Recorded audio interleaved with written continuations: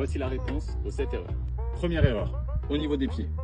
La jambe arrière montre l'adversaire, tandis qu'il faut qu'elle soit en diagonale ou latéralement pour pouvoir engager le bassin.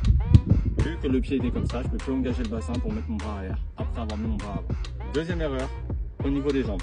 J'avais les jambes tendues, il faut bien que les jambes soient légèrement fléchies. Même si vous êtes un boxeur aérien, si vous avez les jambes tendues, vous risquez le déséquilibre. Troisième erreur, au niveau de l'organisation défensive. On voit que mon coude était légèrement décalé. Donc là, c'est pour mon bras avant, mais direct. Néanmoins, il faut que l'organisation défensive ne soit pas dégradée. Et le coude qui vient se serrer au niveau du flanc. Il ne faut pas d'écartement entre le coude et le corps. Je viens bien plaquer mon coude au niveau de mes côtes. Quatrième erreur, vous l'avez vu, il était légèrement en dessous du menton. Que ça soit avant la frappe ou après la frappe. Il faut bien qu'avant la frappe, bien sûr, il soit placé là. Certains boxeurs le mettent légèrement devant, mais toujours dans l'axe du visage, pas en dessous. Là, hop, et il revient ici pour certains, ou au niveau de la joue. Cinquième erreur, toujours au niveau de l'organisation défensive, le menton. On a vu que mon menton était légèrement relevé, il faut bien qu'il soit légèrement rentré quand j'effectue mon direct. Sixième erreur, la rotation n'était pas entière. Il faut bien que le point soit en pronation. Certains m'ont aussi parlé de l'épaule qui vient au niveau du menton, c'est vrai.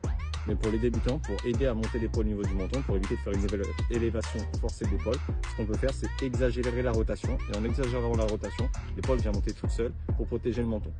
Donc, soit en pronation, et je viens chercher avec l'épaule le menton, soit j'exagère la rotation pour que l'épaule monte toute seule au niveau du menton. Septième erreur, comme ceci.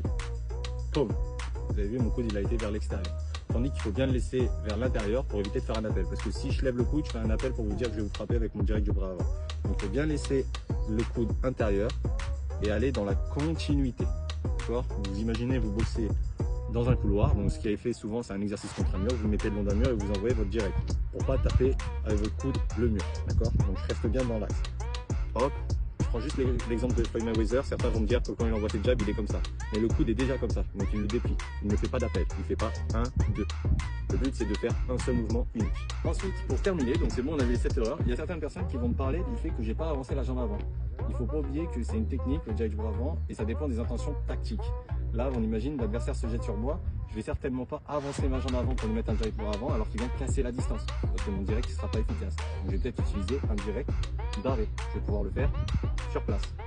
Et après, effectivement, si je veux casser la distance que mon adversaire est en distance, là, je vais utiliser ma jambe avant pour aller chercher mon adversaire. De plus, j'ai pas engagé le bassin. Pareil, il y a des jabs qui sont faits pour prise d'information, d'autres juste pour toucher l'adversaire, pour marquer des points, et d'autres pour être efficace. Donc si on veut être efficace, on utilise le bassin. Si on ne veut pas être efficace, on n'utilise pas le bassin.